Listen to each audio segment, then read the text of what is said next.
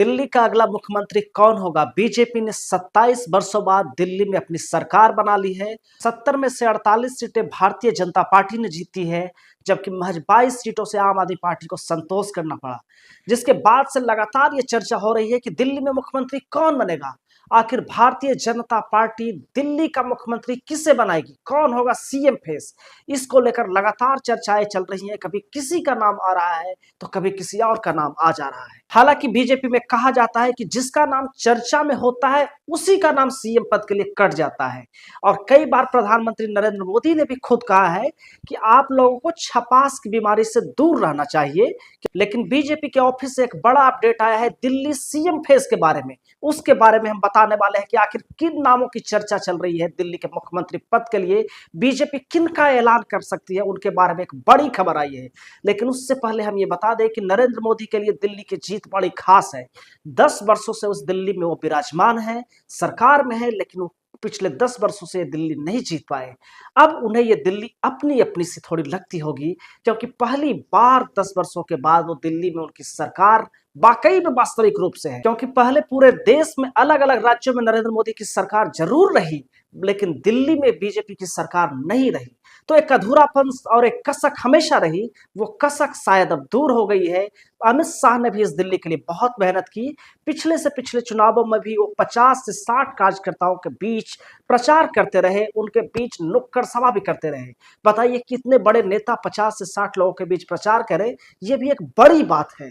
शायद उसका फल अब बीजेपी को मिल गया है। लेकिन मुख्यमंत्री पद पे हम आ जाते हैं। जो खबरें चल रही हैं, जो बीजेपी हेडक्वार्टर से निकल कर आई हैं सूत्रों के हवाले से, उसके अनुसार बीजेपी इस बार किसी महिला को मुख्यमंत्री बना सकती है। जी हां, सीएम फेस इस बार कोई वुमेन होगी, कोई महिला इस बार दिल्ली की मुख्यमंत्री बन सकती है। तो इसी में हमने लिस्ट निकालने की आखिर कौन सी वो महिलाएं हैं जो इस बार दिल्ली का इलेक्शन जीत कर आई हैं।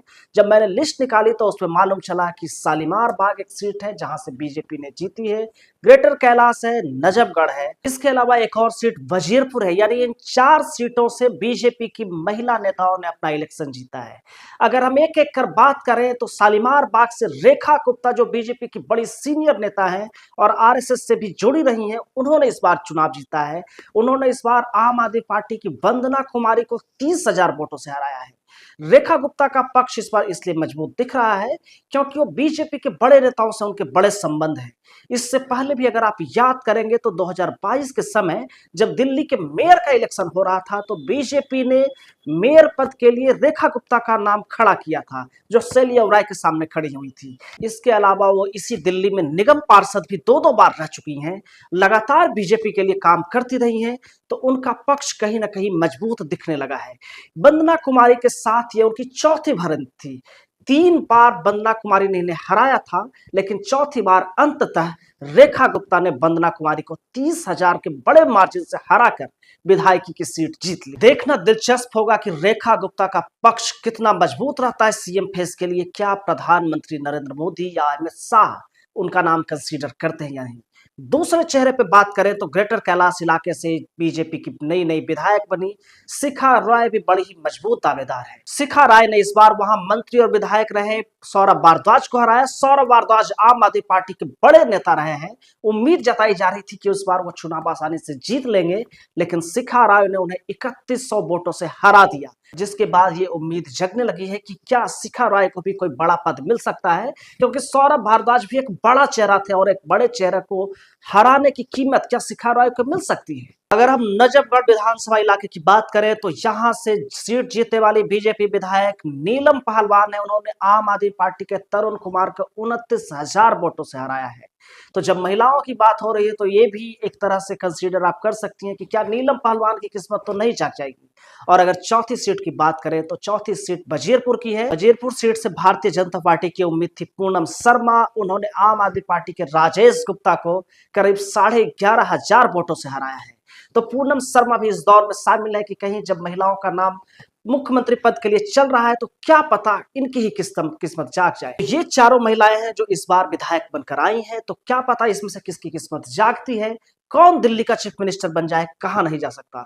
हालांकि इसके अलावा एक दो और चेहरे हैं जिनके ऊपर लगातार उम्मीद जताई जा रही है कि अगर महिलाओं की बात हो रही है तो कहीं कई सालों से बनवास झेल रही नुपुर शर्मा को दिल्ली का मुख्यमंत्री तो नहीं बना दिया जाएगा।